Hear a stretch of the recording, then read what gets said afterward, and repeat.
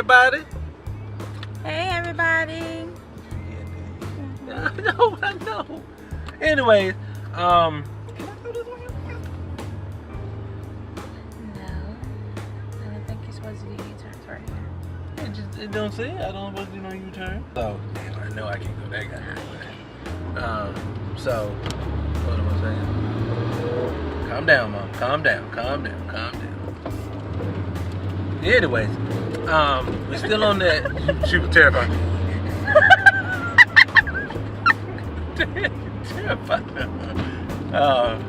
You be driving like we on a racetrack. I mean, Obstacle course. Gotta get through it. But anyway, we were talking this morning about, of course, the theme of our house this last week has been all economics, right? And like you said, you can tell the people about the article you read on Yahoo. Okay, yesterday, so I caught an article on Yahoo, and it basically was interviewing, 4 different guys, right, that were at different economic stages or whatever. So the first guy was a millionaire. The second guy made between $250,000 and $300,000 a year, and the third guy was $40,000 to $50,000 a year, and then the fourth guy was just above the poverty level. Right? He would be the black guy. Yes, he was the black guy. You shouldn't say the poor guy, you should say the black guy, which is synonymous with poor. Yeah. So anyway, what I thought about the article was that the writer could have went a lot deeper with this article, because it could have been a really, really eye-opening article to me. But the writer basically just glazed the surface of it. But he asked each one of them the same questions. One of the questions was basically how much they made a year, of course, was the first question. If they owned or rented their houses. If they wanted to retire, at what age did they want to retire by? And how much money would it take for them to retire? And if they were setting up anything for their kids' future. Was there anything that they wanted that they had to make, like basically a life or death decision before actually purchasing, and the last one was on a scale of 1 to 10, what was their overall happiness level? The first guy, the millionaire, owned his own business, and he basically said that he was like, you're asking me if I own or rent. Basically, I own everything that I have. So it was basically that attitude, like, why would I rent? And you said he even said that he didn't even know what a mortgage was, damn near. Yeah. he owns everything. So anyway, the next question was, at what age did he want to retire? He basically wanted to retire by 60. And the amount of money that he needed, it was in the millions that he wanted before he could retire, so that he could continually have the same type of lifestyle he had for him and his family, and that included his extended family as well, because he wanted to retire his parents and all this stuff. Well, this too, and you can bypass the 2 middle people, and I would say go to the rich guy and to the poor guy. Read the article if you want to read the whole entire thing about. Yeah, it's on Yahoo's main page. So as far as setting up for their children's future, yeah, that's what I asked. What did he set up for the children's future? He has trust funds in place for his children, and it basically, they get all this money, but they have to have a certain amount of community service hours put in every month to keep getting the money. Well, where in the fuck am I at?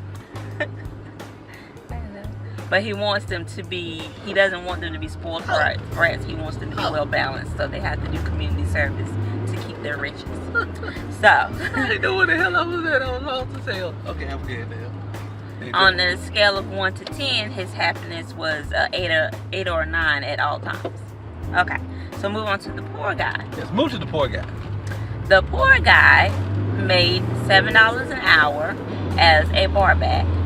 He rented, but his housing was low income, and he talked about how he struggled to even pay the rent with the low income house. As far as decision making on purchases. There's no one big purchase. It was basically just to pay his bills every month. Everything was a struggle. And as far as his kids, he couldn't even think about setting up anything for his kids' future because he could barely keep a roof over their head and feed them now. So it's no room to think about any future. Let me jump in there. I think the basis of what I got out of the article, right, that burns me more than anything else is that it's the level that we're on. And I only talk to black people. I don't deal with any other people when we're talking about issues.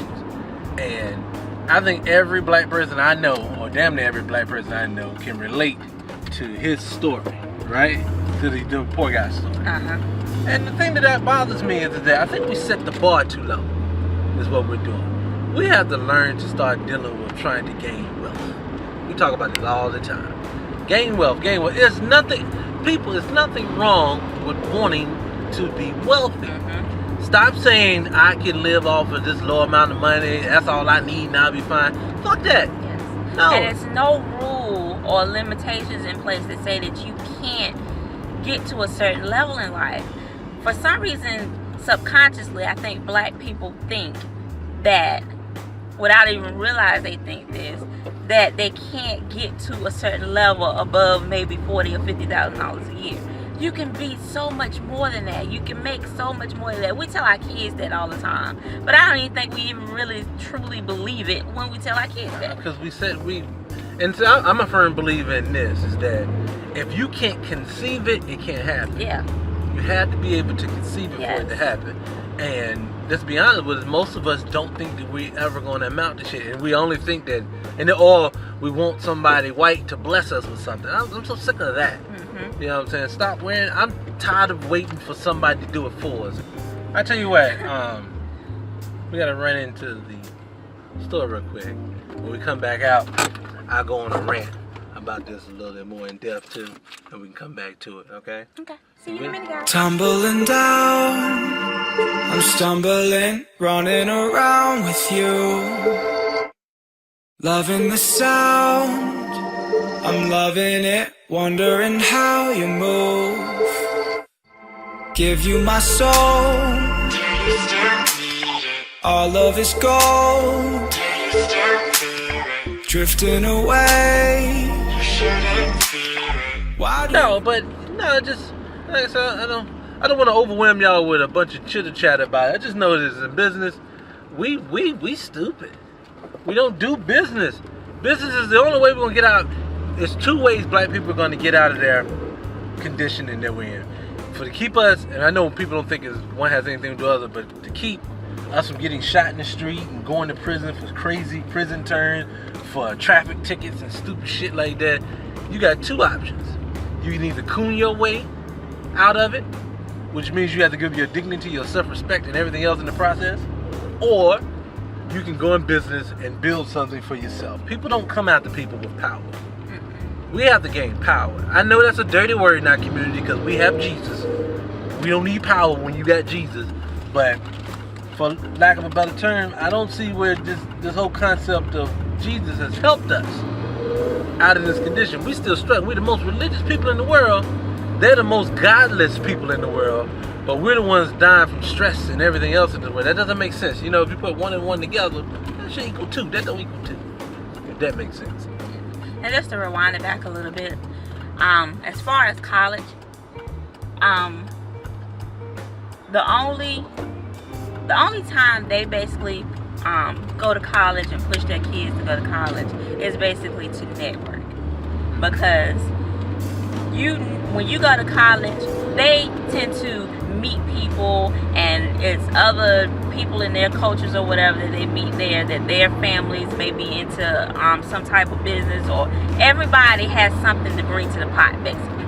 So when you go to college, when they go to college, they network so that once they get out of college, they have a circle that they basically can help each other with, that they've met in college. Does that make sense? Yeah, it's a network, a business network. And a lot of times they don't even graduate. They don't even go all 4 years. They go enough. They'll go freshman and sophomore year and then decide, okay, let's quit now and start our own business. Let me tell you something that your top officials, your politicians, your aldermen, your so-called leaders of our community won't tell you. And you don't have to take my word for it, but just think when I say this. Going to college and putting yourself into debt without a guarantee of what's the word I'm looking for? Amount of money, without a job or a business at the end of that. There's no guarantee that you're going to make money even with your degree. Do you realize that over 50% of males between the ages of 16 and 34, 50% of them are unemployed? Why? Because we don't have our own businesses.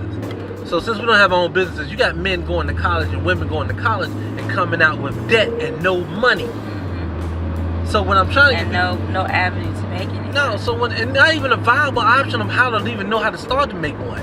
To make any money. And I just want people to understand that is a broken model.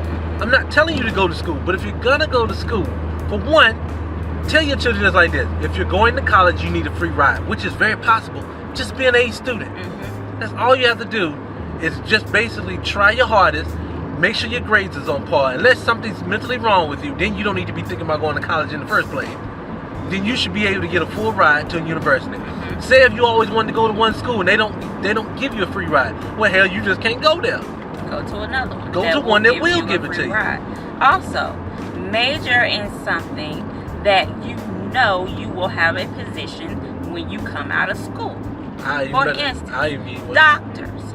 Well, you need a license. Anything I would say, I would tell them if you need to be licensed for it. Yeah, well, you have to take a board certified exam at the end to be licensed.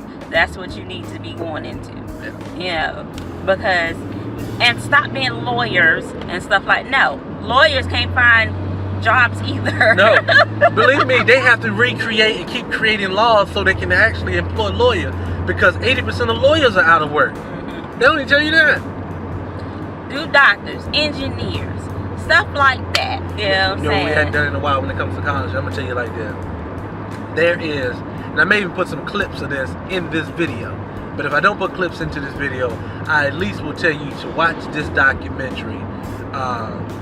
It's called The College Conspiracy, I think it is. If I'm incorrect, I'll put up the right link to it. The real U.S. unemployment rate is now 22% and not 9% like what we are told by the mainstream media. The primary instinct of unemployed Americans is to go to college and seek a higher education. But all across America, students are graduating with hundreds of thousands of dollars in debt and no jobs. Most college graduates are now admitting that they would have been better off getting a job at Walmart or McDonald's than having their lives destroyed by student loans. Our friends at the National Inflation Association are getting ready to release College Conspiracy, the world's most comprehensive documentary ever produced about America's college education system. To be among the first to see College Conspiracy, sign up for the free NIA newsletter today at www.inflation.us. NIA believes that college education is the largest scam in American history. College Conspiracy will expose the facts and truth about the education system here in the U.S. Sign up for free today at inflation.us to be among the first to see College Conspiracy.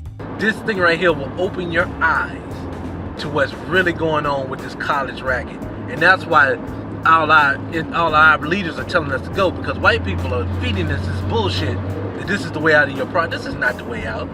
This is not the way out of your current situation. It's not through college. College is a new hustle. So y'all can't say, oh, nobody can say that we don't agree with school. We're not saying don't go to college. Yeah, because look at me.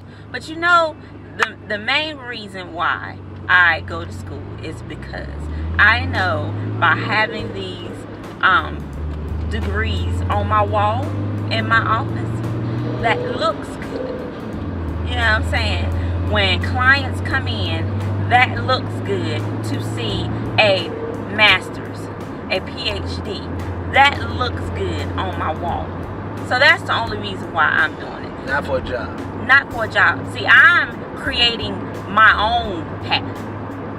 I'm starting my own business. I will be my own boss. So I don't have to look to anybody else to hire me once I complete my educational path. And like I said, there's nothing wrong. And I got a little rant. It's nothing wrong with having a job. I'm not saying that. No, it's nothing wrong with. Don't get us wrong. We're definitely not saying that. We're not. We're just saying that we have to be smarter as a people about what type of jobs we go after, or something like that. Major in something where you will be guaranteed a job when you get out of school, and where you will make a nice living off of, and where somebody off of the street can't come in and get the same job. This is where it's at, and this is what I was gonna say. I was going in a different direction, but the only thing I was gonna say is that it's nothing wrong with working one till you figure out what it is you're going to do. That's what I'm trying to say. That's nothing wrong with it. You have to feed yourself. I understand that, the whole nine. But your life goal, what you're doing at 20, you don't supposed to be doing at 30. What you're doing at 30, you don't supposed to be doing at 40. It's about growth. You got to continue to keep growing.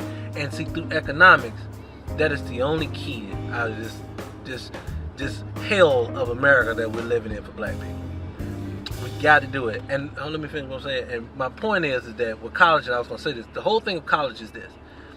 Use it as a tool to network, not to socialize. But it's not about the social aspect of it unless the social part is leading to economics. Party when you're not supposed to be working. Don't party while you're working. It doesn't work like that. And I just want black people to start understanding that we have to now, if we're going to take European culture and love what white people do, let's take the part of what they do is making their lives easier. Let's get that money. Let's get our businesses popping. Let's get our social institutions and our networking together. These things are very, very key, and we need to do it as a black unit. I take it back. Remember I said, I'm not about black unity anymore. Black unity ain't gonna do nothing but break your heart. I'm about black empowerment. So if you're not talking about empowerment for black people, I don't talk to you. That's just all there is to it. We can truly, what you tell your kids that you can do and be anything you want to be, we can truly do that as a people. We gotta start thinking that and really believing that. I agree. I do agree, because this whole thing about being poor all the time and it's okay. It just ain't gonna get it. And smiling through the pain and all this other stuff instead of fixing what is causing you that pain. You know, me telling myself I'm struggling in life, can't feed myself, and I'm telling myself, but I'm gonna smile. That's not helping me none. You know. But until then, we're going to have to help our damn selves. And that's what we ain't did. We have not helped ourselves. And just praying and letting it go ain't working. And see, most people don't worry. And say, you know, I get mad at them. A lot of people will say that, just, pray about it and let it's whatever happens, it's going to have to happen. It's the Lord's will.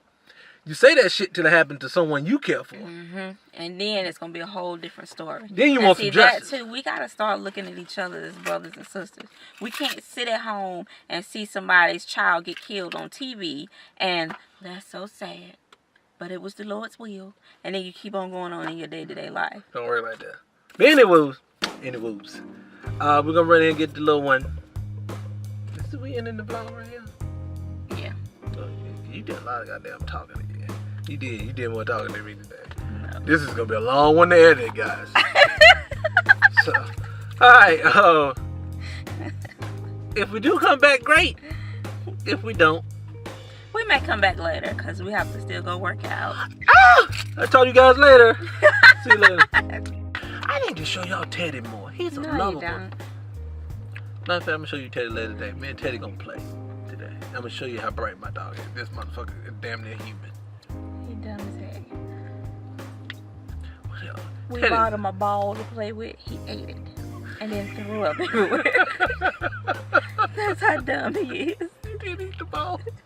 He was sick for 2 days. He was miserable for 2 days straight because he ate the ball. I said, Teddy, you alright? Instead of playing with it like normal dogs. I said, Teddy, you alright? Hell no, man.